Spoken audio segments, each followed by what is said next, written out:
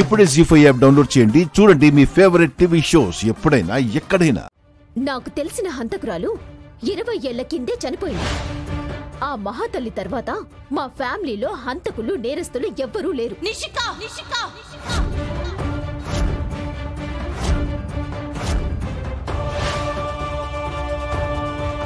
మా అమ్మ గురించి మాట్లాడే అర్హత నీకు లేదు. నువ్వు వరిస్తే నిజం అబద్ధమైపోతుందా? ఇన్స్పెక్టర్ గారు, ఈ ఇంట్లో వీళ్ళు చెప్తున్నట్టు హంతకులు ఎవరూ లేరు. ఉన్నారు ఉన్నారు ఉన్నారు.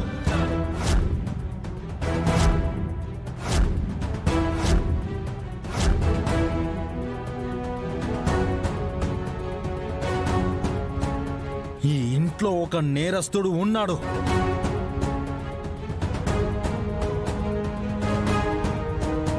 ఏం యువరాజ్, ఏం యువరాజ్, ఏం యువరాజ్, నిజమే కదా, నిజమే కదా.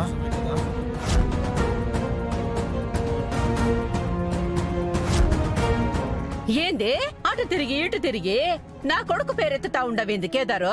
చెప్పు యువరాజ్, నీ పేరు ఎందుకు చెప్పామో, నువ్వు బయటికెళ్ళి ఏం చేశావో చెప్పు.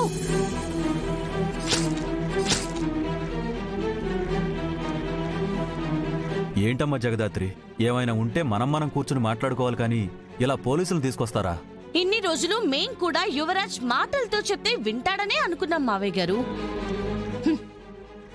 కానీ యువరాజ్ మాట్లాడితే మారే స్టేజ్ ఎప్పుడో దాటిపోయాడని, చిన్న తప్పు నుంచి మనిషి ప్రాణం తీసేంత దిగజారిపోయాడని మాకు ఇవాళ తెలిసింది.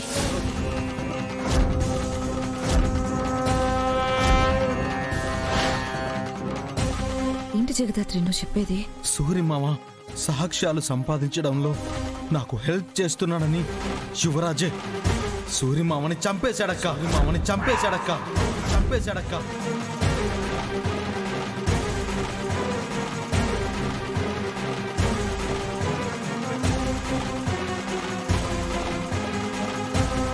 అబద్ధం, నేనెవరిని చెప్పలేదు, ఎక్కడికి వెళ్ళలేదు.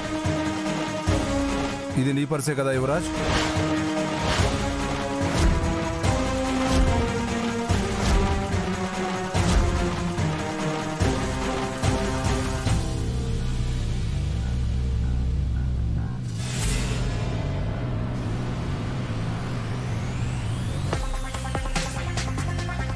ఇది అన్నయ్య పర్సే. చూడండి ఎస్ఐ గారు, ఇట్లాంటి పర్సులు 10 మందిలో 4 కొంటాయి. అంత మాత్రాన నా కొడుకు హంతకుడైపోతాడా? అవునా? ఈ ఐడి కార్డు చూడండి.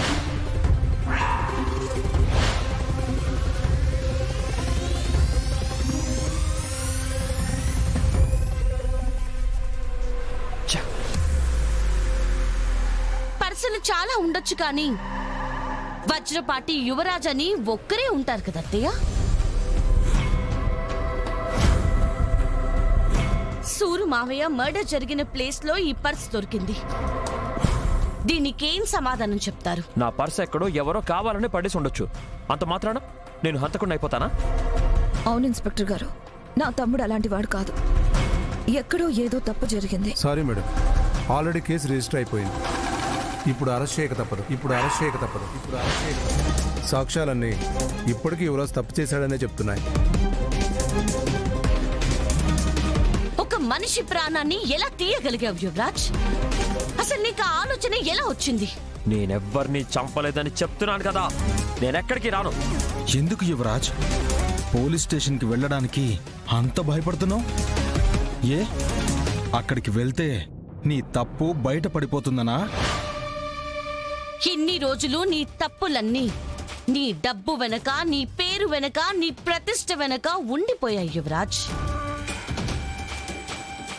కానీ మర్డర్ చాలా పెద్దది. ఏ డబ్బు నిన్ను కాపాడలేదు. నువ్వాగమ్మే, నా కొడుకును జైలు పాలు చేసేదాకా నువ్వు ఊరుకునేలాగా లేవే. ఎస్ఐ గారు, నా కొడుకు చాలా మంచోడు, మనిషిని చంపేంత దుర్మార్గుడు కాదు. వీణ్ణి వదిలేసి చంపిన వాళ్ళని పట్టుకోండి. సారీ మేడం, ప్రస్తుతానికి మా సస్పెక్ట్ యువరాజే. యువరాజ్ని అరెస్ట్ చేయక తప్పదు. కానిస్టేబుల్స్ అరెస్ట్ చేయండి. అది కదా ఎస్ఐ గారు. యువరాజ్ ఒక తోరు నా మాట వినండి.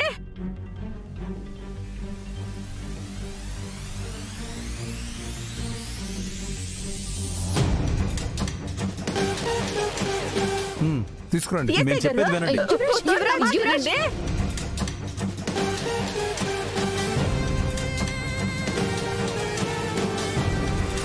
ఎస్ఐ గారు నా మాట వినండి. మా అబ్బోడు అట్టంటోడు కాదు. ఎస్ఐ గారు కావాలంటే నేను కమిషనర్ గారితో మాట్లాడతాను. యువరాజును వదిలేయండి. ఎస్ఐ గారు నా కొడుకు ఏ నేరం చేయలేదని చెప్తా ఉన్నా కూడా ఇంకా ఎందుకు తీసుకొని పోతా ఉంటారు? అమ్మా నాకేం కాదు, నేనే తప్పు చేయలేదు. ఇదంతా జగదాత్రి కేదార్ ఆడుతున్న నాటకం. కానిస్టేబుల్స్ త్వరగా బండి ఎక్కించండి. ఎస్ఐ గారు, ఎస్ఐ గారు, అబ్బోడా, అబ్బోడా, అబ్బోడా, అబ్బోడా, అబ్బోడా.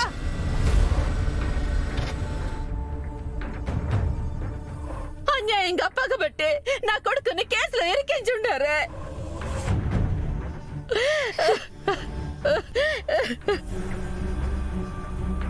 ఇప్పుడు నీ కళ్ళు చల్లబడ్డాయా? ఇప్పుడు నీ కడుపు మంట చల్లారిందా? నువ్వు ప్లాన్ చేసింది బాగా వర్కౌట్ అయింది కదా? నేను ఆయన నిన్ను కేదార్ని బయటికి పంపించామని పగబట్టి ఆయన్ని తప్పుడు కేసులో ఇరికించాలని చూస్తున్నారు. అదే కదా మీ ప్లాన్? అక్క, అసలు వీళ్ళని మన ఇంట్లోకి రానిచ్చి తప్పు చేసావక్క. తిన్నింటి వాసాలు లెక్క పెట్టే మనుషులని గడప బయట పెట్టాలి, కానీ ఇలా ఇంట్లో పెట్టుకుంటే మనమే రోడ్డున పడాల్సి వస్తుంది.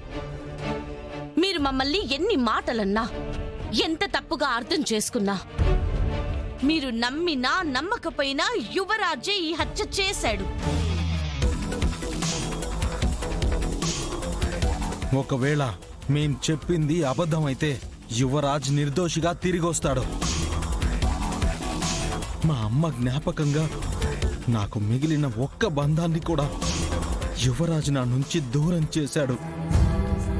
ఈ విషయంలో యువరాజ్ని ఎప్పటికీ క్షమించలేను.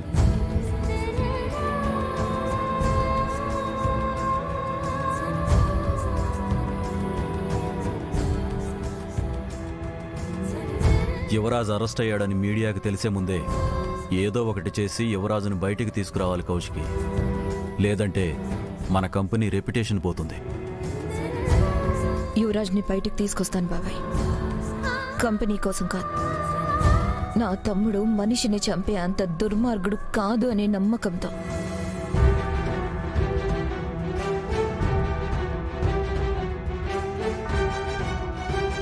హలో, కమిషనర్ గారు ఉన్నారా? అవునా, ట్రిప్ నుంచి ఎప్పుడు వస్తారు? సరే, థ్యాంక్ యూ.